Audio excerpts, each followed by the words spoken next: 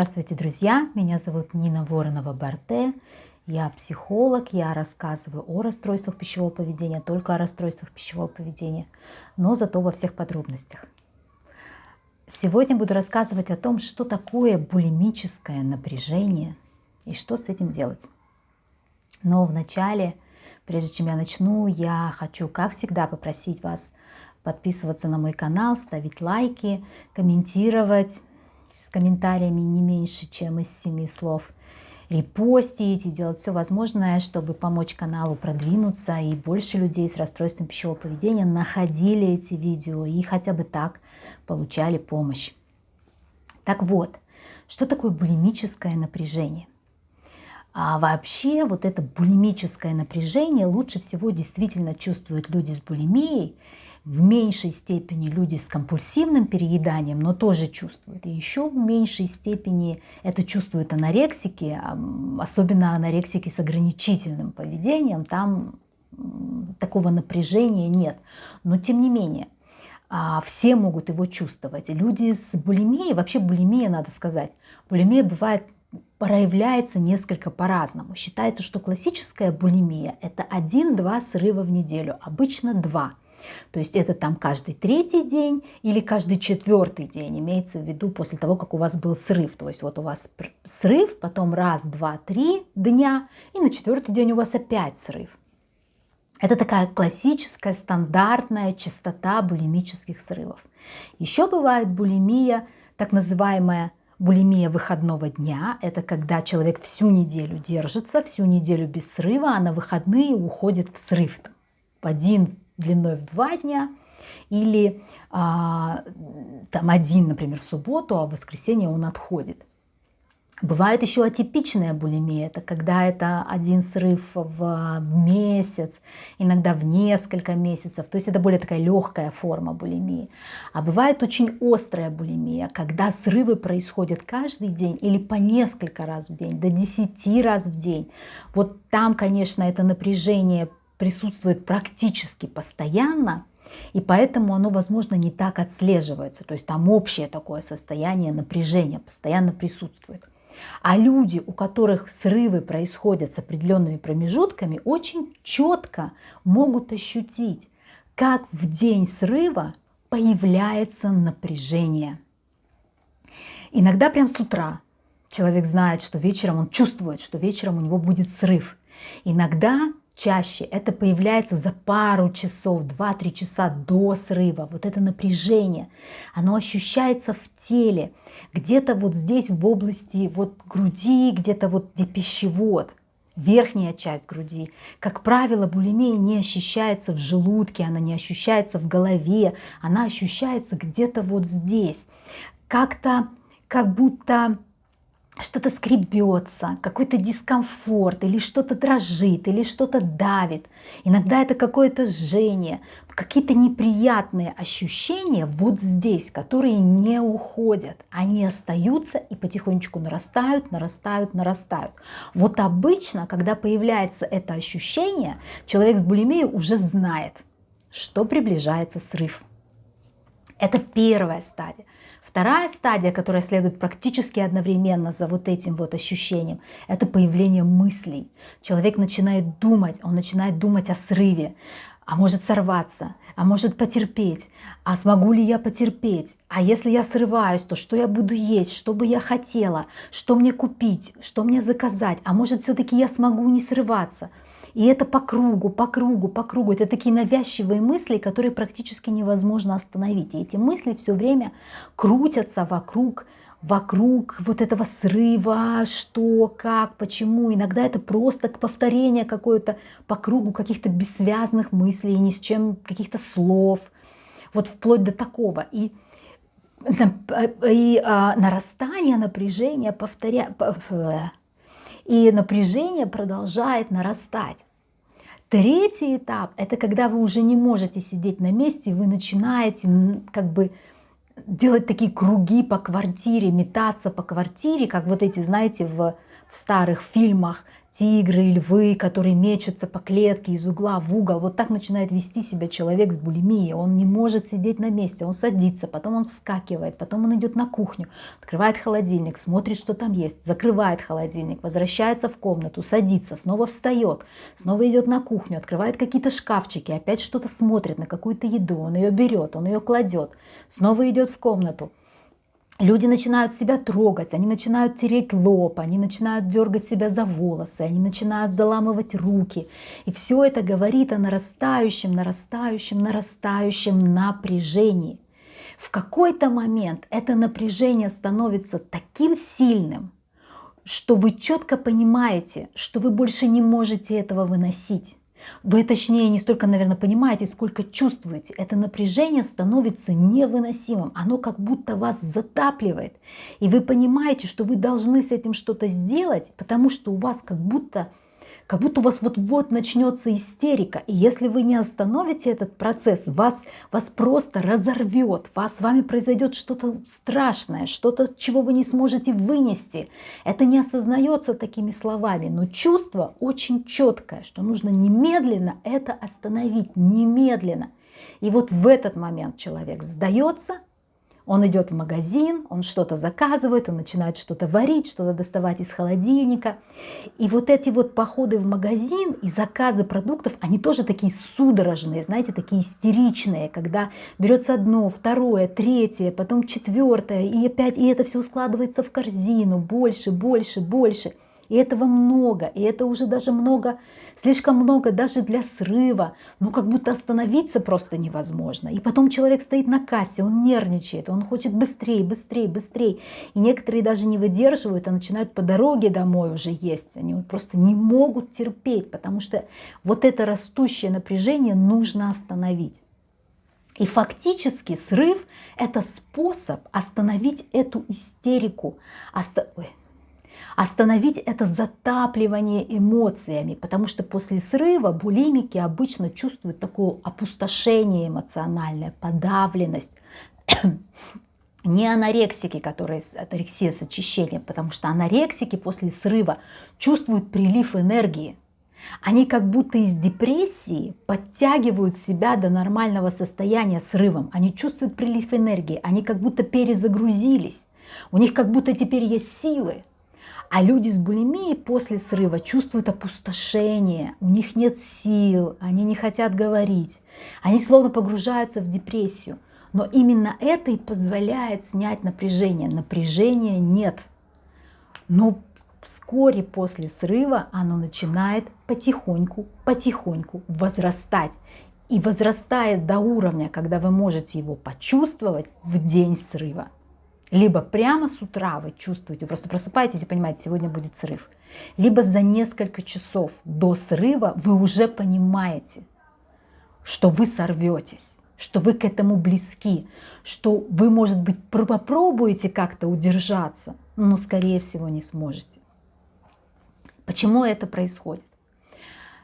Булимический срыв – это способ вытеснить что-то, что нам очень больно. Вот это ощущение затапливания, вот это ощущение невыносимости, напряжения, это такой последний сигнал для нас, что что-то из бессознательного пытается проникнуть в осознаваемое.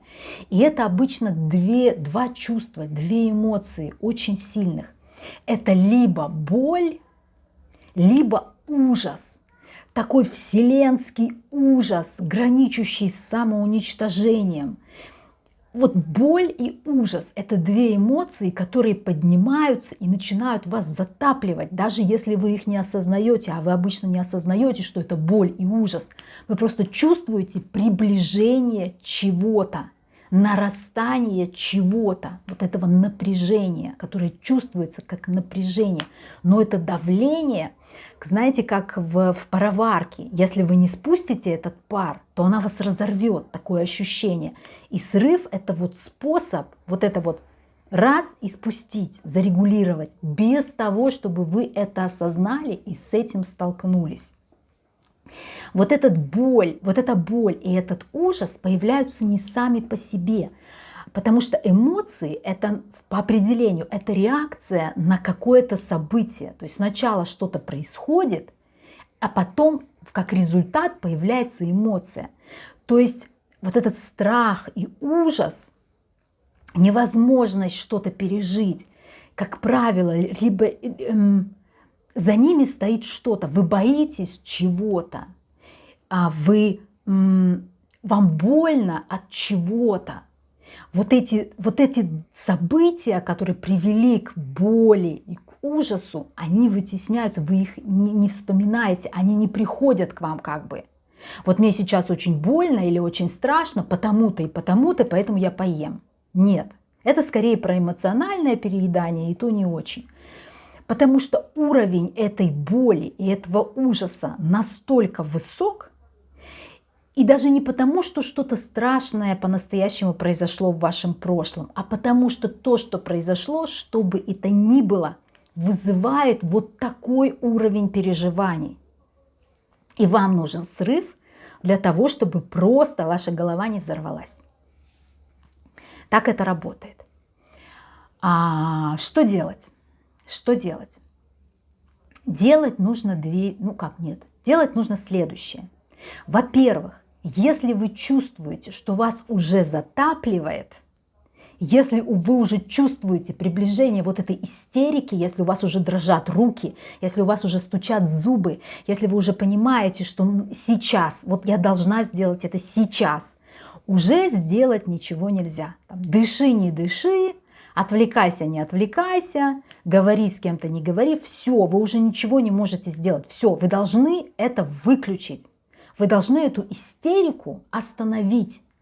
Поэтому идите и срывайтесь.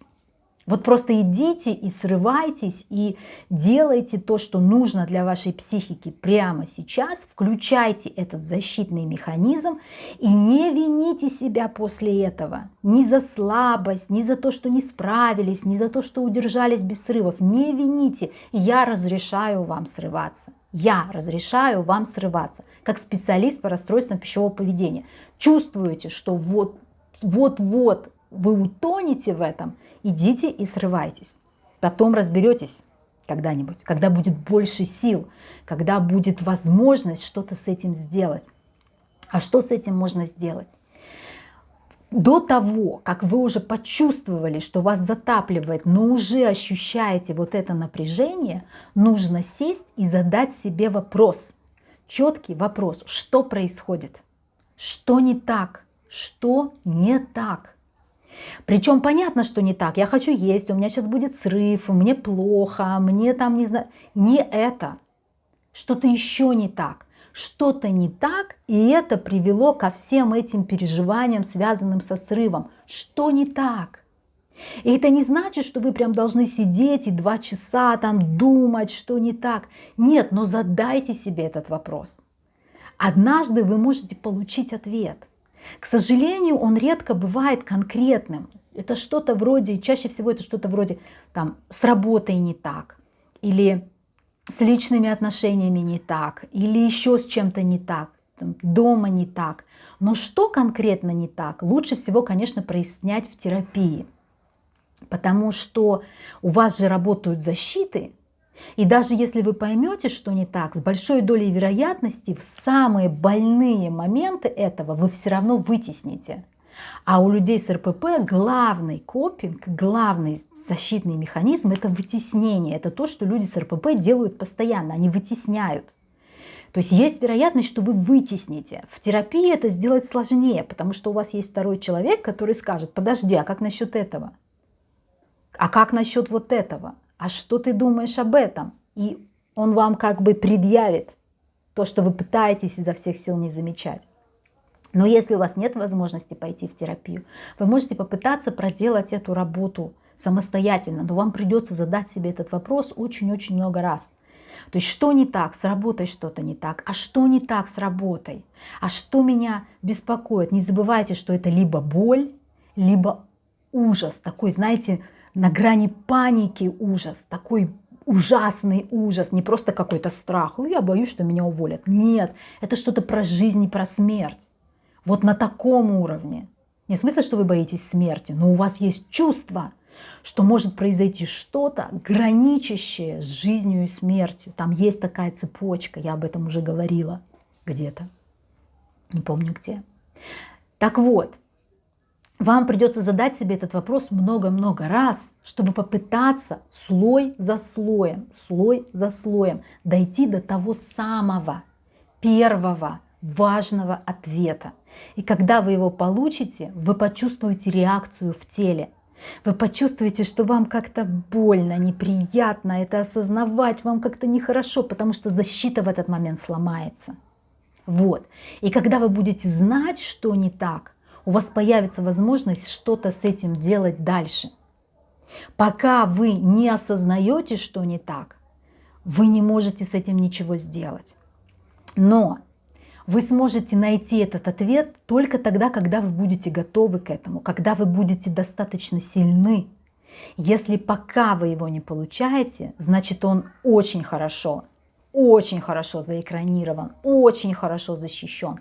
Это означает либо, что он супер болезненный, этот ответ, либо что вы пока не готовы, ваша психика это знает, что вы не готовы, чтобы с этим ответом столкнуться, чтобы эту информацию как-то пережить. Вот.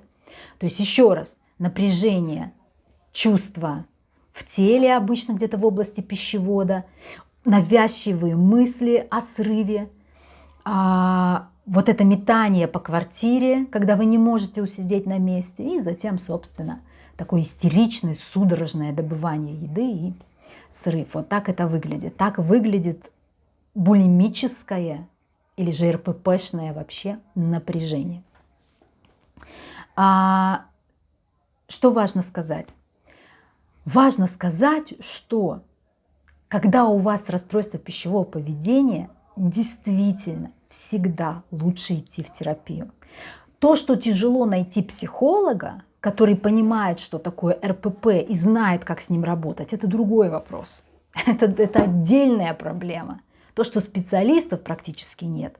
И берут часто люди в работу РППшников, которые на самом деле про РПП ничего не знают. Они там что-то прочитали, и им кажется, что это просто. Они берут и ничего не могут сделать. И не могут ничем помочь. Это часто бывает. Это приводит к разочарованию. Но к выбору психолога нужно относиться так же, как к выбору, я не знаю, парикмахера. Только еще серьезней. Намного серьезнее, потому что парикмахер занимается вашими волосами и внешним видом, а психолог копается у вас в мозгах.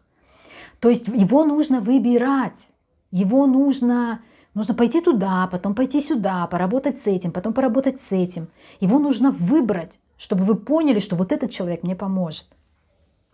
И нужно идти за помощью, потому что разбираться вот с этим напряжением, с тем, что его вызывает. Потому что жизнь с РПП – это очень тяжелая жизнь, это очень безрадостная жизнь. Особенно с булимией, как мне кажется, извините, что проблемы с артикуляцией. Особенно с булимией. Это очень такая жизнь, где-то вот она все время на грани какого-то выживания. Прямо вот на зубах, на каких-то усилиях бесконечных. Это тяжелая жизнь. Но с этим можно справиться. От этого можно избавиться. Можно выздороветь. Поэтому не оставайтесь без помощи. Ищите помощь или помогайте себе сами, если вы так решили справляться самостоятельно. Вот, собственно, все, что я хотела сказать про булимическое напряжение. Кажется, я ничего не забыла. Подписывайтесь на мои социальные сети, на мой телеграм-канал. Ссылки, как всегда, будут в описании к этому видео. Не забывайте, что через социальные сети вы можете меня найти, если я вам нужна. Пока!